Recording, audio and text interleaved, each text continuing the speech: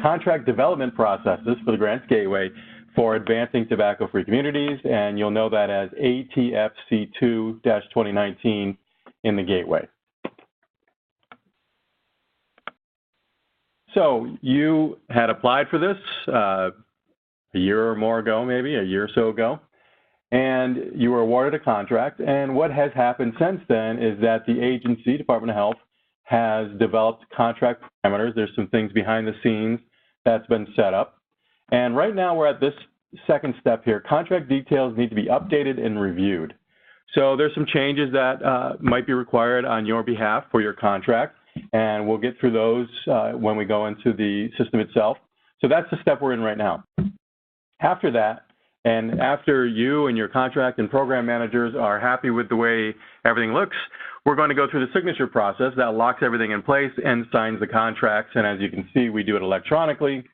And then eventually it gets through all the different state departments that need to sign it, the state attorney's office or the attorney general's office and the state comptroller's office, and then finally becomes an executed contract, meaning a contract that you can actually start doing work on. All right, so this slide shows a bunch of steps that we're going to and the time frame. So we have 7/1 start dates of these, July 1st, 2019. So there's some things that have to be done between now and then, and the process does take several weeks and or months to go through. You can see some of these steps. You're going to log in and do the edits that we're going to show today. And right now we've got that set up between now and 4:15. So, you know, you're running kind of low on time with that, but this webinar will help you get through that. After that, the way we have the schedule planned is the program manager review and approval. We've got about a week for that. You can see 4/16 to 4/24. Contract manager then approves it as well. That's another week or so up until May 3rd. Then we give it back to you to sign. So by May 3rd, we're hoping that all the contract details have been updated and edited. Your budget, your work plan, any attachments that need to be included. And by then, by about 5/5, we expect that to be done, and then we'll send it to you for signature. So that's 10 days or so for that. Then it goes through some steps internally here, getting all the contract package details together, your vendor responsibility, and internal agency approvals. That's only a few days we've allotted for that. We've got another 10 days here for agency signatory to get it signed by the agency. And then there's a mandatory 15 days for the Attorney General to sign it, and a mandatory 15 days for the State Comptroller's Office to sign it. And then if we followed those steps and everything took as long as we included here, it'd bring us to 6/28. Now, the good thing is it's not going to take 15 days for the AG to sign it or 15 days for OSC, but we don't have too much room to play with, so we really want to make sure that you can get moving as soon as possible. Okay, so there will be 2 tasks for your organization throughout this process. The first one, where we are right now, is contract information requested. So this is, again, where we want you to make some changes. So we reviewed it, and we have some changes that you need to make in the budget and or work plan, and maybe some attachments. So this is what we'll be doing the bulk of this webinar today. But the other part of it is signature required, and there's the grantee contract signature required status. You're the first organization to have to sign it. You sign it, then it goes to the state and the other steps that we saw before, OSC, or Attorney General's Office and OSC. So we'll work on this right now for contract info requested, and then we'll sign it, and that'll lock everything in place and allow us to move forward to get executed. So at the status that we're at right now, there's a few steps that you need to do, and I would do it, I would refer to this slide and make sure you do it in this order, because this is not really the order it is in the forms menu, but this is the best order to do it in. So first of all, you're going to do program information. That's easy. It's just making sure that your addresses are correct. There's a default address that shows up on the first page. There's 3 of them, and we just want you to verify it. You may have several addresses, and it's really up to you to determine which ones are correct. You'll see that. You'll see all these steps as we get into the system. The Grantee Document Folder. So this is a folder where you might remember in your application phase that you've entered in some documents. Well, we've entered some documents for you as well. And you're going to need to go there and start there, because there's some guidance documents that will help you through the process. One of them gives you guidance on what changes specifically for your contract need to be taken care of. So that's really important first step. Go there and take a look at that, and then you'll make your changes based on those recommendations. There's some documents that you also need to download and fill out and then re-upload, reattach to the Grants Gateway. So part of your the recommendations that you need to change may be your budget. So you'll go to the summary of edits, this document that I've talked about, and it'll tell you what we want you to do with your budget. You'll have some phone calls or communication with your program managers. That will help you as well along the way. And the same thing goes for the work plan. Refer to that summary of edits that we'll look at and make your changes based on what's been provided to you. Again, phone calls with the program manager could provide you some guidance. And then last, before you send it back to us, is preview your contract. There's a preview option in the Forms menu. You'll click on that and make sure everything looks good and make sure everything that you've selected or filled in looks correct. You don't have typos, things like that. So that's kind of your last check before you send it back to us saying, yep, I'm ready. Let's go get it signed. Okay, so it's important to talk about user roles here. A lot of people get tripped up on it, and we don't want you to lose some time because of not having the right roles set up. So you might remember, or you may know, that when your organization was first set up, the Grantee Delegated Administrator was the first person that was created. And usually it's two people, and that's someone who can add or edit user accounts and work on pre-qualification or what's called the document vault. So if you're a county health department or a governmental entity, you don't have to worry about that document vault. That's only for not-for-profits. But this person does add or edit and manage the user accounts. So they can create any other user account that we want. And for instance, we've got the grantee here up in the top left. So maybe during your application phase, you had somebody fill out your application. It was a grant writer or something like that. And then you had somebody else submit it or sign it. So that's what this grantee role can do. They can edit contract and application information, and they can submit that application or contract information back to us. But note, what they can't do is they cannot sign it. So you definitely need to have somebody with a signature ability, and that's these two roles here on the right. Grantee Contract Signatory, as the name implies, and Grantee System Administrator. So both of these roles have all grantee abilities. They can change, update, save the budget, work plan, all the attachments that we've provided to you, same thing that the grantee can do, but additionally they can sign the contract. And of course, you'll need to do that at some point. So that's the same for both of these roles. The Grantee System Admin has some additional administrative abilities, but that's beyond what we need to worry about here. So the signatory is somebody that really has to be authorized at your organization to actually sign contracts on behalf of your organization.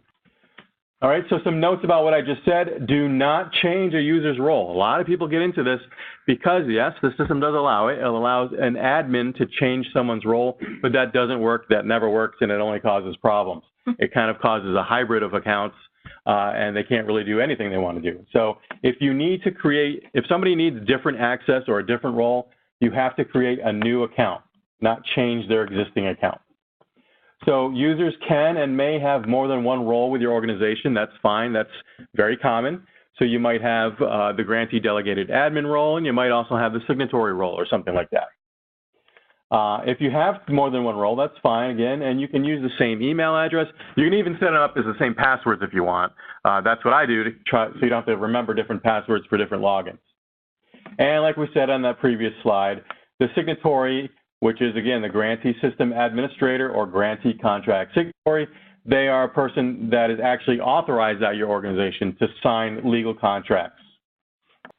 Okay, so how do you add users to the account? Again, the Grantee Delegated Admin is the only person that can do this. And they would go to the Organization button, which is up in the top right of your screen, and they would go to Organization Members, Add Members, and they wouldn't use this search down here because the search would say, add somebody who already has an account, which is already a role. You don't want to do that. You want to go to New Member. So again, Organization Members, Add Members, New Member. And when they do that, they get a blank screen here, a blank form here to fill out the person's name, title, email, and then on the bottom here is the role that you can select from a drop-down. which I can't really highlight, but right there. All right, so that's how that's done. It's very simple. It takes, 30 seconds if you know how to do it. And what will happen is that new user will now get an email, get two emails actually, one that says this is your user ID, and the other says this is your temporary password. You log in, you change your password, and you're good to go. So that's how you add a new account. And again, only the grantee delegated admin can do that. Okay, so you may have tasks. Some of you will not have a task. Maybe your role was added after the fact. So I'll show you how to search for tasks, or search for your contract as well. But if you have the task, that's the easiest way to do it. You log in, and there's a My Tasks section on the home page, and there's a button here that says Open Tasks, and you click on that, and it shows you your contract that is in a status that we want you to update it or to sign it. So that's what your tasks are. Now, the task may be for other people in your organization, and there's a task list that allows you to search for other tasks. Maybe somebody's on maternity leave and it's sitting in her inbox or her task box, but you want to take control of it. That's fine. Anybody in the right role can take any contract and work on it. So they just have to be in the right role. I actually wouldn't do that though. On the next page, what I say I wouldn't do is the task list. I would go and actually just search for the contract itself. So on the main page, if you don't have a task down here, bottom left, easiest way is just to go up here in the top middle and search on contracts. You could also search on application because your applications for ATFC2 turned into contracts. And like I said, you could also search on tasks. So what does it look like in the search field? If you clicked on contracts, you'd be presented with this search box here. And you can see there's a bunch of different fields you could fill out. You certainly don't need all of them, and you may not even need any of them. If your organization has only a handful of tasks, just click on the search button, handful of contracts, I should say. Just click on the search button, and it'll show them all. And if it's only a few, it should be easy to find it. But you can narrow it down. You could put in the word tobacco here, maybe, in the name, and you can find it. You could put in ATFC2 here in the ID, and you can find it, and you can see even your contract number. If you know the number, you could put it in there. So many different ways of searching for it. My suggestion is the easiest would be just put in the word tobacco and hit search. That should be easy enough. So someone asked about if you have a large organization with multiple contracts, is there a way essentially to hide contract information? And no, it isn't. There isn't. So the way the gateway works is the role is allowed to do everything that that role can do for your organization. So if it's a contract signatory, they could sign on any contract, even ones that aren't in their department. Now, you would hope they wouldn't do that, and that would be caught somewhere along the line, and why would they do that? So it's really up to you to manage your users and what they do, but there's no controls built into the system to prevent them from seeing something or even doing something. You just have to make sure the right person is logging in and doing what they need to do. So remember I mentioned the Grantee Document Folder. I think you should visit there first or maybe second after you do the addresses. And in there are 7, maybe 8, sometimes 9 documents that you might need to look at. So first of all, there's the summary of edits. I would look at that first. That's the document that says, these are the things that we found in your contract that we would like you to change before we sign it. Maybe you've got some descriptions in your budget that are incorrect. Maybe you've got some work plan things that just aren't filled out properly or just aren't detailed enough. So go through that, and the program managers here did a really good job of identifying all these things and really making it easy for you to do this. So we're trying to make it as easy as we can on you to do this. Once you get in there, you might need to work on your budget. So there's some budget instructions and some budget entry guidelines, basically telling you what do the different fields mean, do you need it, do you not need it, how should you fill it out, that type of thing. Same thing goes for the work plan. So there's work plan instructions and there's work plan standards guidance. And we'll look at these documents in a few minutes in the system. You can see I've got these last three with red asterisks here.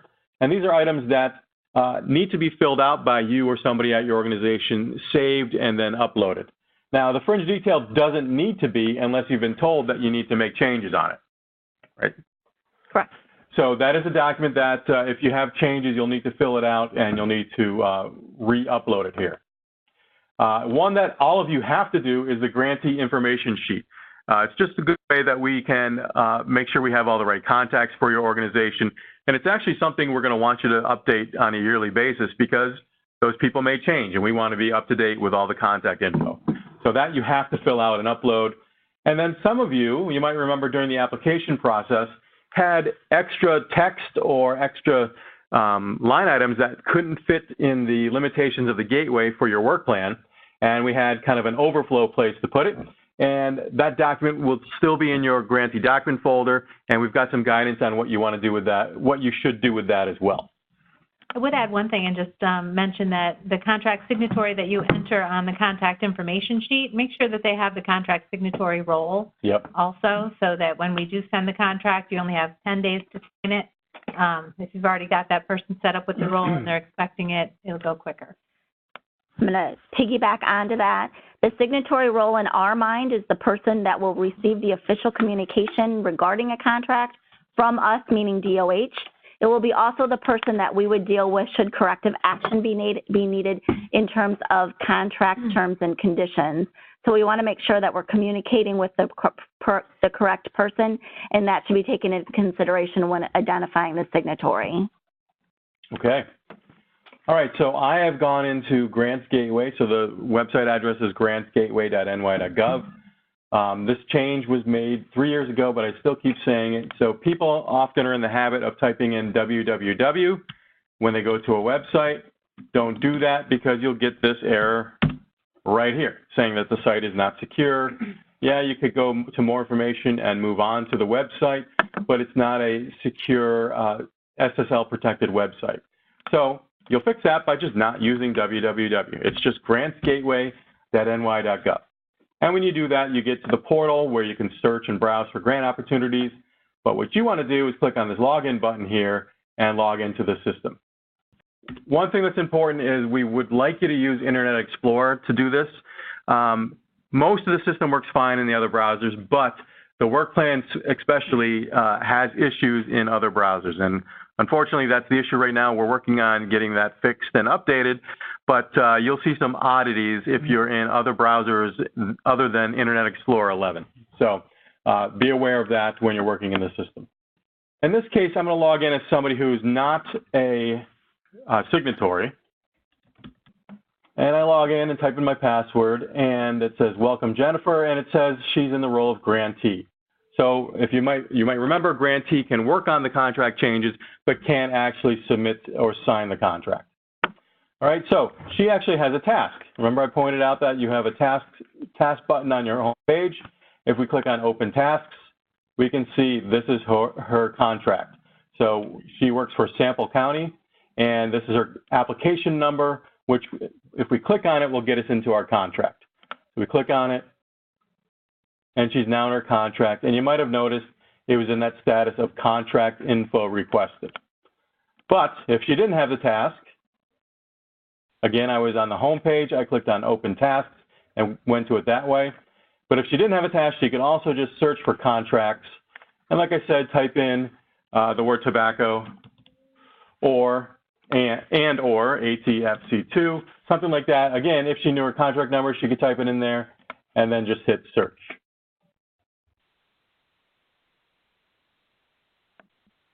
One thing I want to point out is you notice the little spinning button up in the top left there on your tab. Make sure that you wait until the spinning stops and it refreshes your page. That goes for everything that you're going to do in the gateway. If you're signing, if you're submitting it to a different status, make sure you wait for that to refresh your page. All right, so I had one search result, and of course that's the one we want to look at. And this is her contract number, 34796. She could have typed that in as well. All right, so we're now in the contract, on the contract main page, and here are some of the options you can do here. So, menu. This just brings us back to the page we're on right now. Forms menu is where all your work is going to be done. You might remember that from the application. Status change, you can see I can send it back to Department of Health by applying this status of contract info submitted. We'll do that later. Management tools, you can ignore that, nothing to worry about here. You could check for errors, but there's other ways of checking for errors as well. And then progress reports and related documents, you're not using those right now for this contract so you can ignore that. So step one, go into the Forms menu. Now notice I can hover on it and try to scroll down through here. It's a heck of a lot easier just to click on the word Forms and be brought to the Forms menu. All right, so we'll just go through the layout in order here. So contract document property, that's not anything you need to do, but if you were wondering what it is, if I click on it, these are the documents that make up your contract. There's an A1. There's the master grant contract, which is a state template for all contracts. The attachment A1 is the state terms and conditions, your budget, your work plan, attachment D, which is the payment and reporting schedule, and then any other additional attachments, which happen to be the MWBE document here called attachment M. So we'll look at that as a whole because when we preview our contract, all of these documents will be in that preview. So no need to worry about this contract document properties page. So next section is application information. We're done with the application, so ignore it. Next section, program information. All right, so the first thing here is this red hand. Whenever you see a red hand, that means the page has errors. There's something that you're missing or didn't completely fill out. And that's the one, this one, contract information, is that page with the addresses I was talking about. So you click on contract information, and it says review and save this page for accuracy. So my organization has several different addresses, and it defaults to one of them, and maybe they're not right. Maybe that's not right. So it's up to you to check that and then hit save. So what I did was I picked 3 different addresses, and you will see when we preview our contract how that looks on the contract. So that's pretty simple. We'll go back to the Forms menu. And you remember I said the next thing I would like you to do, or we'd like you to do, is go down to the Grantee Document Folder and download that guidance document. But just to, again, give you the layout here, you've got the budget next, all the different line items, and then the budget summary, the expenditure summary. You've got your work plan, the overview form, and then the page that people have been talking about, the work plan properties page. We've got the pre-submission uploads. Remember, those are things that you uploaded during your application. Really no need to reference them here now. And then the document folder that we talked about. So we'll get into that in a minute. The other thing down here is contract. Eventually, when we sign the contract or when it gets signed, contract versions will have those PDFs saved. But right now, if you want to preview your contract, the PDF, that's right here in Contract Preview. So we're not going to do that yet. Let's look at our documents and take it from there. So we'll go to the Grantee Document Folder. And like I said, there's 7, 8, maybe 9 documents in some of your folders here. First thing we want to do is this summary of edits. So it gives your contract number, and it says summary of edits. Click on Go. And then you can just view the file to download it. Okay, there it is. It's a Word doc. I can click on Open and get into the document. So again, program managers went through, looked at every part of your contract, and said, these are the things we'd like you to change. So in the work plan, we'd like you to go to Outcome 8 and make a revision. We'd like you to go to 9.2, 11.3, and 12, and so on, and make these changes. In your budget, we wanted to make sure that you can, this organization confirmed to the BTC program staff that the 2 required full-time positions are at the same level in the organizational hierarchy. So they might have listed, you might have listed 2 in the same line item, and we'll just look at that. Some other things in the budget here, personal services, detail, fringe, contractual. So it's giving you guidance on all these different sections. Now, I'm obviously not going to go through and make all of these changes for this contract, but this is what you should be doing starting now and in the next week or so.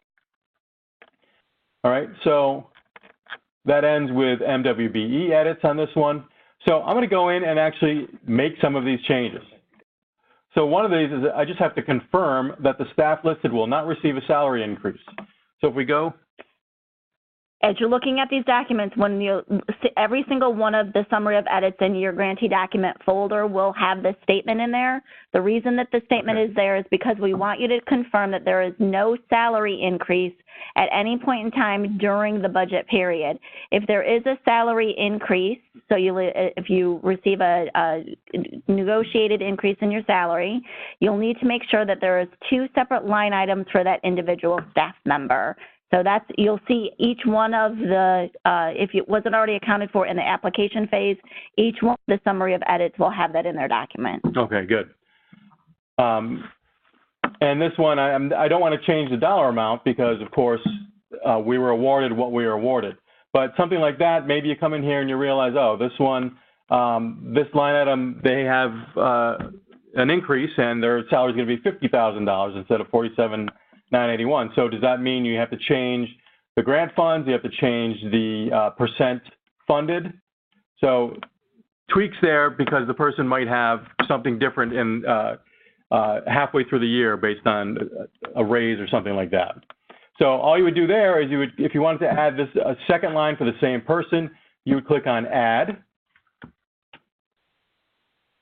and you would have a blank line here and be able to fill that out. Now, again, the problem is you can't just randomly add money to your contract because we've awarded you what we've awarded you. So they have to, at the end, all equal up to what you've been awarded.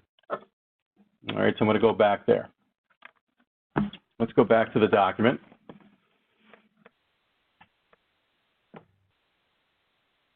Okay, so one thing was maybe the way this organization named the contractor that they're working with, they just wanted to rename it. They wanted you to rename it. So if I go into contractual, we'll go back to the forms menu, and you can see I could have hovered and clicked on contractual, but if I go here to contractual,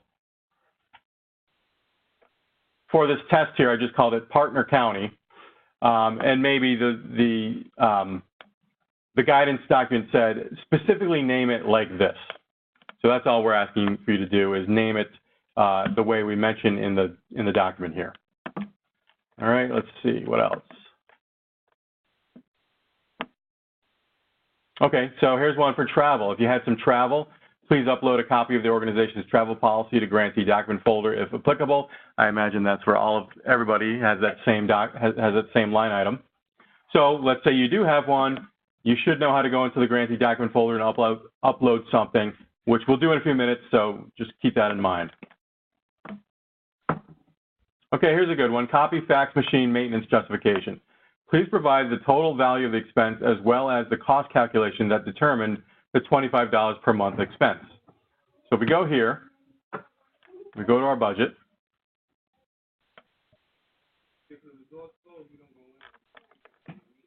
And that was right, what was that under? Utilities? Utilities. And we go to the copy machine maintenance. Okay, you've told us that you have $25 per month.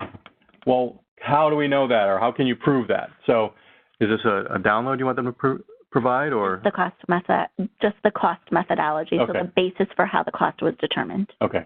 So it may not fit here in the justification line. You want it in the narrative? Yep. If they can't fit the information there, they can go ahead and put it in the narrative or take out any of the other detail in the justification that doesn't support the cost methodology. The cost methodology is what we need to determine that actually justifies the budget line item. Any of the additional detail should go in the narrative. Okay. So this one has a good amount of information here, and it goes to how it was calculated. But if you need more room to do that, you go to the Forms menu. And remember, every section has a narrative. So I was just in Utilities, and here's the Utilities narrative. And if you were to go in there, you can make some changes if you need to. Okay? And you would just hit the Save button on top. All right, so at the end, you've gone through all your changes. You've made some changes in your budget. You know, I don't think I made anything, so let me just do one quick thing. I'll just go here and say I'm changing this person's name, and I'll hit Save.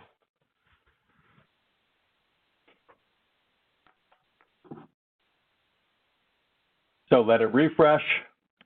And if we go back to the Forms menu, you can see that there's actually a, well, not here actually, because there's 4 items.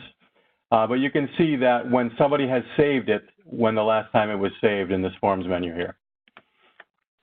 All right, so if we go down to the expenditure summary, there should not be an error here. If there's an error here, that means our budget does not add up to what we were awarded.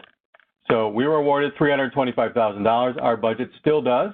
add up to that because it's 217,862 plus 107,138. All right, so that's the budget. Let's go back to our document, and what we're going to do is outcome number 8. So this requires revision. The year 1 local data collection activity will be baseline, et cetera, et cetera, et cetera. They want you to make a change here. Whatever the change is, let's go in and make it. All right, so we're going to go back to the forms menu. I'm going to go back to our work plan and into work plan properties. So people have been asking in the text things about the work plan. No, you cannot preview it. That is something we would like to happen in the system, but it's not going to happen in time for you to do this. But you can preview it by doing a contract preview. So back in application time, you couldn't do that because there's no way of previewing an application. But you can preview the contract and get a PDF of the entire work plan that we're going to be looking at. So no, there's no preview in the gateway itself, meaning you can't just click a preview button and see what it's going to look like. But you can go down into the forms menu and do a contract preview, which will give you your entire contract, including the work plan. So in a way, yes, you can preview, and I certainly would do that before you send it back to Department of Health. All right, so let's say, we had a change that we wanted you to make, and let's say it's right here in 1.1.5. So you can see that all these fields are open here, except for the ones that are grayed out, because those are the objectives that DOH gave us, and you can make changes as needed. So if you want to go here and make a change to 1.1.2, you can see it's just like in the application phase. You can make another change, maybe down here to 1.1.5, and then hit save. You see the save button in the top right? Yep. And the vast majority of you know who you are because you submitted that additional Word document that you uploaded to the grantee folder. Okay, and we do have a list here of those that did that. Yep. But if we have asked you, and I've said this to some of you if we've had the call already, sorry, this is Liz Anker. If we have asked you to make changes to your work plan as part of the review process, and that bumps up your number of performance measures and you had exactly 90, this may then cause you to have to upload an additional document. So if that's the case, you do need to pay attention to this. You may need to add an additional document, and if you do so, please let us know that you have done that so we're looking for it. So there might be legitimate errors in this, but if you get an error that says you require at least one performance measure and then there's no line to put that performance measure in, you're obviously at that limit. So somebody asked, if we're not placing any local paid media, can we delete that task? Yes. Which one is that? That was 5.4, I think. Or any of them, 0.4, I think. Okay. So yeah, we could remove that. And in fact, here's a good one. This one, 4.4, they had entered NA for year 1. So if we remove that, it's saying, are you sure you want to remove it? Because it'll also remove the performance measures below it, which we know is 4.4.1. We can say OK, and then I can move this. Will they be able to add it in the next year? Mm-hmm. Okay. Yes. Yeah, so I think this is also a good example for us to say that anytime that you enter text into a data field, even if that text is NA for not applicable, in this instance, it's going to count that performance measure against as one of the 90. So if you don't have an associated performance measure, don't enter an NA, otherwise it will show up as a performance measure. So notice by me deleting that, I now have a 5.4.1 that I didn't have before. Now I can answer that one and hit save. So it may be something like that that you need to worry about. But we understand that it is frustrating to go through that. And what I did to do, I picked a random contract to work with, and of course I picked one that had these issues. Okay, so I think I'm going to leave the work plan as it is because I know a lot of you had plenty of experience in the application phase to do that. And again, please do utilize our help desk if you're stuck with that. We want to make sure that you can get it done as soon as possible. Pop out, what do you mean? Yeah, so go to contractual expenses. Yep. Click on that, Oh, you mean the Excel Yep, sheet? Okay. the Excel sheet. So for each one of these, there's two ways for you to look at multiple entries in the budget line category. And for this example, we are doing contractual detail. In this instance, there were two contractual services that were listed. So you'll either have a drop-down menu on the upper right-hand corner that would show you those two separate contractual subcontracts that are listed. If you don't want to look at each one of them individually and you want to look at them as a total, as a combined total or one view together, you can click on the total category summary and that'll give you an Excel spreadsheet. One thing to be noted when you do this, any changes that you make in this spreadsheet do not update the information in your Grants Gateway contract. You may cut and paste from here, but any associated changes that you make to this document do need to be updated in that particular budget line item and either under type description or justification, wherever you're making the change. So the idea here is, it's not really a big deal with 2 line items, but if you have 12 line items, you might go through here and realize, oh, that's where my addition problem is, or where I have some typos, or where they told me to fix it. So you can see it all on one page there. Trying to make the numbers work after we've done several edits, and you can't figure out why it won't balance. Yep. And again, you can't just make a change here and think that it's going to reflect in the gateway, but you can certainly make a change here and then go back to the gateway and do that change. So we did the budget, we did the work plan, and then we're back in this pre-submission uploads where, again, you don't have to worry about. And then the last thing here is the Grantee Document Folder. So along the way, we've given you instructions that I've just ignored, but we have the budget instructions. If I clicked on View File, I could open it up and see the instructions of how to fill out the budget in the gateway. Give you some guidance on what to do and what you can't do. So certainly read that if you have some questions. Dropping through the list, we have work plan instructions, but there's another one, Budget Data Entry Guidelines. I'll just go to that next. Again, you hit the Go button. You're now in that entry, and you can click on View File and view that document. The beauty of these two documents are this is the same information in the same format as it was presented in the request for applications. The information hasn't changed. There isn't anything new. So the requirements that were a must in the RFA are the same as the requirements that you'll see in these two documents as well. And the same goes with the work plan. We go to Work Plan Instructions, hit Go, and download that file. So this document is the document that tells you exactly how many tasks, how many performance measures, et cetera, that you would need to put in. And then the other document that Jeff's going to show you in a minute is more the programmatic, what do we mean by community mobilization? What do we mean by community education document? So, one is the nitty-gritty and one is conceptually what are we looking for. That's the second document I just pulled up, the Work Plan Standards Guidance. All right. So we did the budget and the work plan. Remember, we've looked at the summary of edits already. Fringe detail sheet. So remember, this is one of those documents that if you need to make changes, you would download it.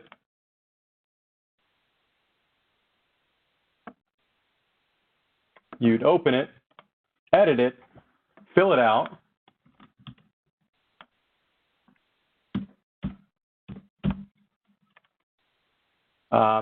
Fill it out, save it, so I can do a file save as.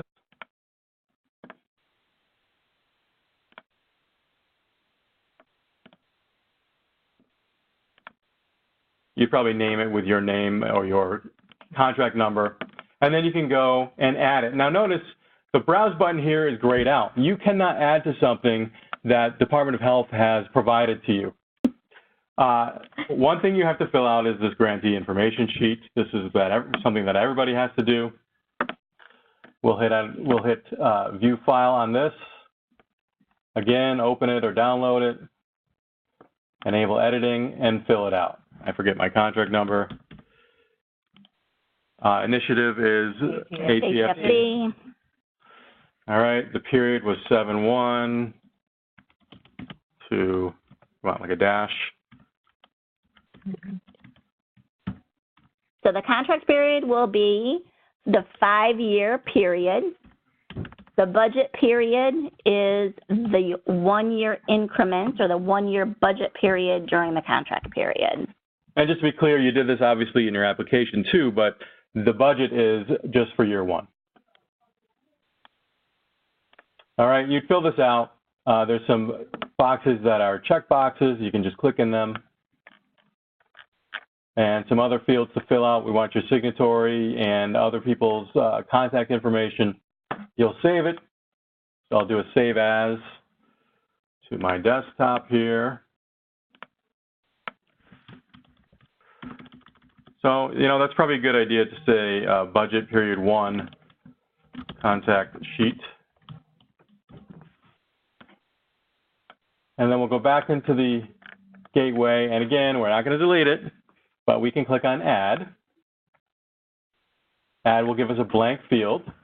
And we'll say sample county, I don't have to do spaces. Budget period 1 info sheet. You don't have to fill out comments, but you can. Click on browse and then upload it and hit save.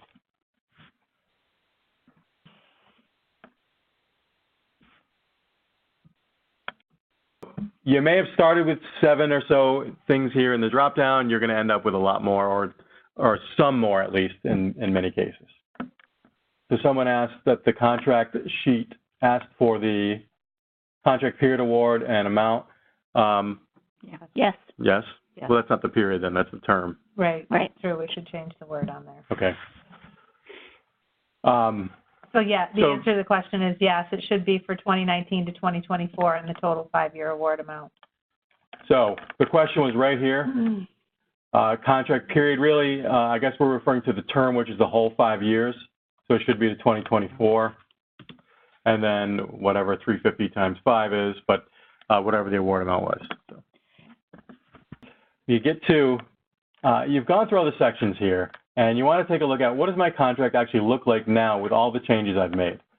Now, the changes you made to your Grantee Document Folder, of course, won't appear in the contract. That's only a folder that's not part of the contract itself.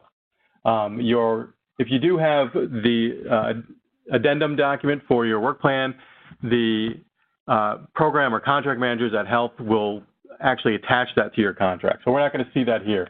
But if I do a contract preview, it'll look like this, and any changes that you've made, you'll be able to see.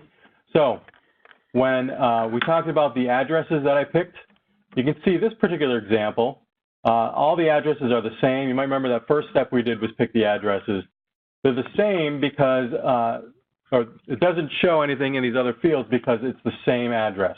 In this case, it was 60 Central Avenue, Cortland. If I go into this preview that's now completed here in the gateway, you might remember the one I just did. I picked different addresses, so it shows a different address for all 3 of these. Not a big deal. We're never going to mail you a contract anyway. It's all done electronically, but I just wanted to show where that comes from.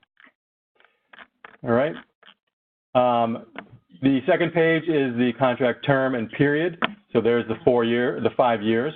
Now you may wonder why the period also shows 5 years. It's just the way that the State Comptroller's Office wants us to show it. The breakdown of the current year and the 5 years is down below here. So we can see this one has $325,000 a year for 5 years, which is 1.625. Page 3 is kind of a table of contents. It's what else is included here.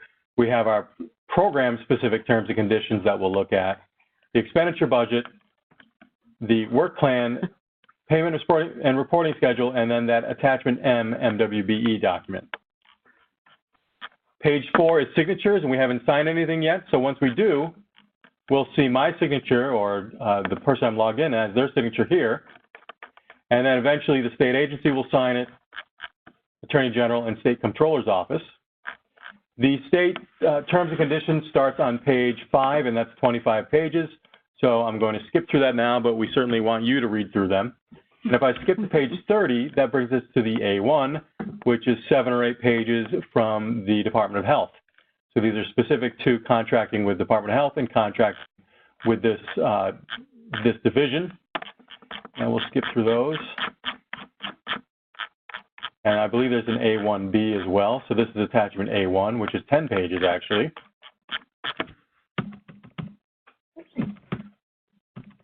And after that is the A1 Part B, so program-specific clauses for specifically the tobacco control program. And that's a one-pager. Then it brings you to your Grants Gateway budget. And it shows the different line items of all the different categories. And then the breakdown of each category. So first of all is personal services salary. There's fringe down here. The contractual services, and so on, all the different categories that we looked at.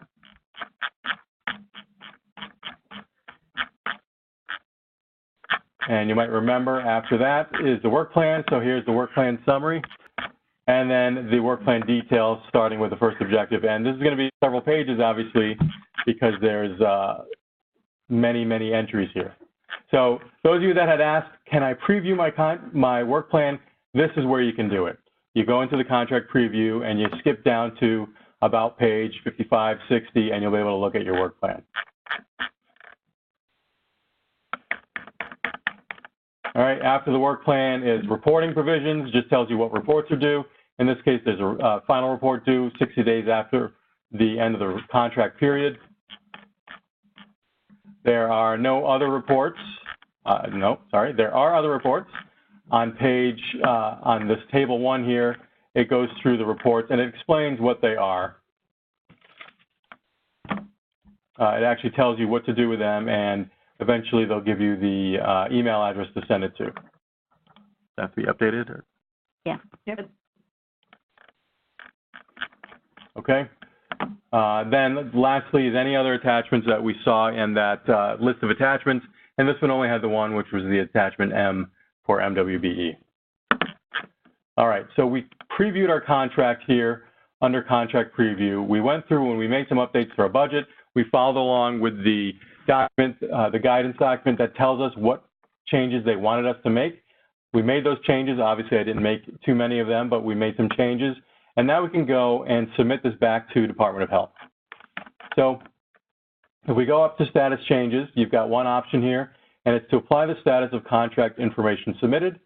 If I click that, so yeah, sometimes you get an error, and this is kind of an annoying one, but it's pretty easy to handle. What this is saying basically is, hey, you changed a section you change a page in that section, make sure that doesn't affect any of the other pages. And you might remember before I said there's no reason to check global errors. Well, that's why, because it checks it when you submit it. And all I have to do is click on this and say, yep, the address is still the same. I don't need to change it. And now I can submit it again. And that error will go away. All right, so what's happened now? If you remember from our PowerPoint, it's into a different status, and it's now under review by the program manager. So the program manager is going to go into it, look at it again. If they have any other changes, maybe you missed something or there's some issues, they'll send it back to you. There could be a little back and forth here, but eventually that's taken care of and everybody's happy with what it looks like, and then you can send it to get signed. The data entry guidelines that was uploaded to the Grantee Document Folder has the character limits for each one of the data entry fields. So if you are making numerous changes in the budget and you're frustrated because it doesn't seem to fit, or you're getting an error message, or doesn't look the way that you thought it would look, it could be an issue with the number of character limits. I would suggest pulling that document out and using it as you're making your changes. It'll save you some time and frustration, so you'll know that what you're putting in those justifications or in any of the data entry fields are actually the proper character limits. The steps that Jeff's applying to the contract now are the internal steps that we use for the Department of Health. So you'll notice that if you see program manager or contract manager, those mean that those are in the roles of the Department of Health and not with a grantee. And I'm going to log in as the person I just was.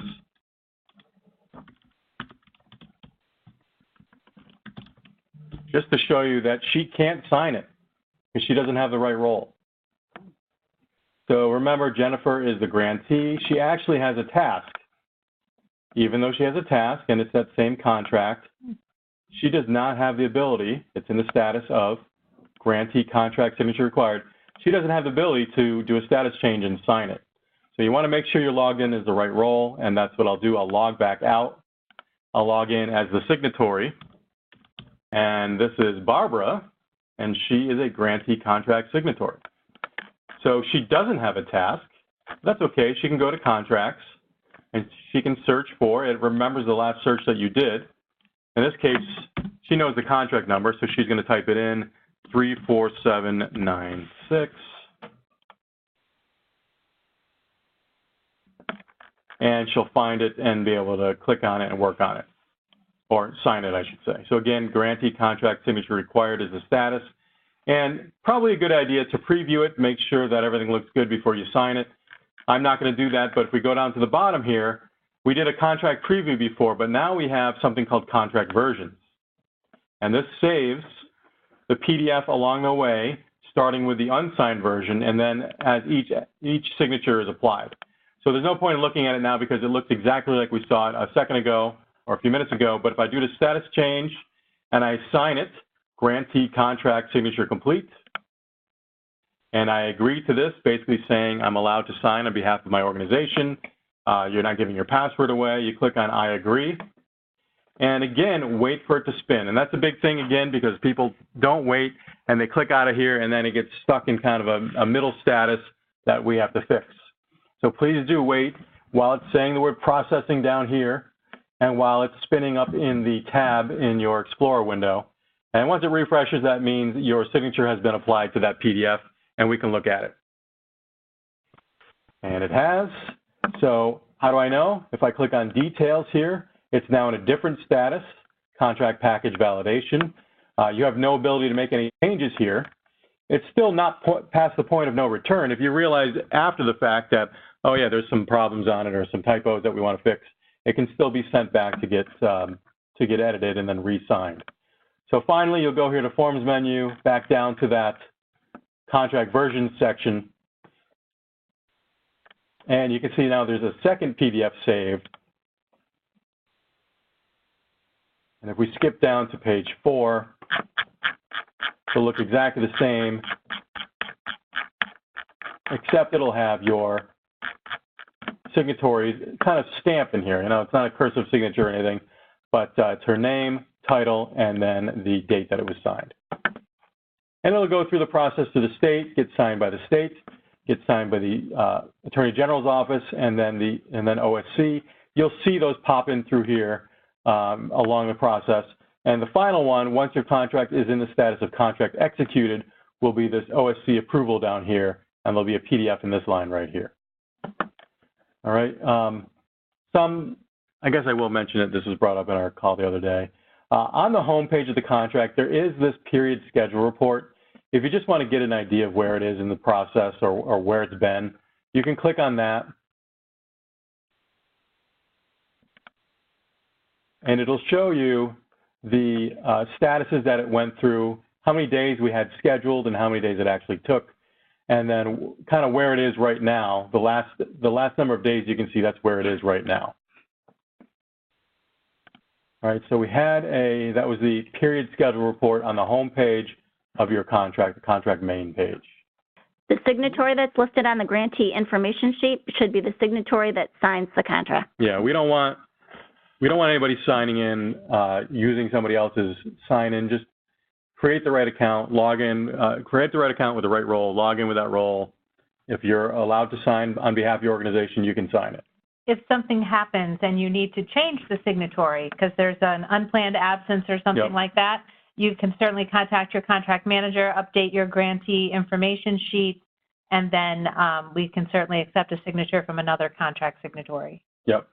Yeah, we leave it up to you to decide who has what role, but you really need to make sure that they are allowed to match and be allowed to sign. Right. If you have a budget line item that cost, that expenditure is shared across your organization, and the tobacco control or the ATFC grant is only going to be charged a portion of that cost, We need to have you demonstrate how that cost was determined and applied to this particular grant. So it could be based on, let's do a space utilization. So we'll do space, property, rent, and utilities. Your organization has a policy that says based on the number of FTEs in the organization, your space, property, rent, and utility portion is based on your FTE utilization. We would need that methodology so we can determine that we are being charged the appropriate state fair share. Okay, so just a description of how we came up with what percentage of, say, rent we are asking for. Yep, the basis for how you arrived at that value. Okay. And if we know that there will be a regularly scheduled salary increase, then we need to put in what the salary is for those X months, and then put another line for the same person for the remaining months. Is that how you want it? Yep, correct. I'll use myself as an example. Amy Yost, I'm on the grant for at 100% of my salary. I'm going to start out as $1,000 for the first 3 months of that salary, but after 3 months, I receive a $500 salary increase. So my salary is now $1,500, and that's going to start in the month of October. So from July 1 to 9/30, I have a $1,000 salary, 100% effort for that many months, and then $1,500 of my salary at 100% for the remainder of the budget period, which would be for the remainder of the 9-month period. I would have 2 salary lines. That also goes into effect, also a separate line would be needed if it's not a change to salary, but it's a change in time and effort at any point in time during the budget period. And those are for costs that you anticipate now and you know ahead of time. So if you know that during the course of the contract, the budget period, your organization receives their salary increases, we would anticipate seeing 2 salary lines in the personal services salary detail for your staff. Thank you. So when you applied for your application, you probably put in 1 line of salary for the total salary costs. Now we're asking you to really look at the detail and determine when those increases might happen. As you're doing the math for those, remember the Grants Gateway doesn't do the math.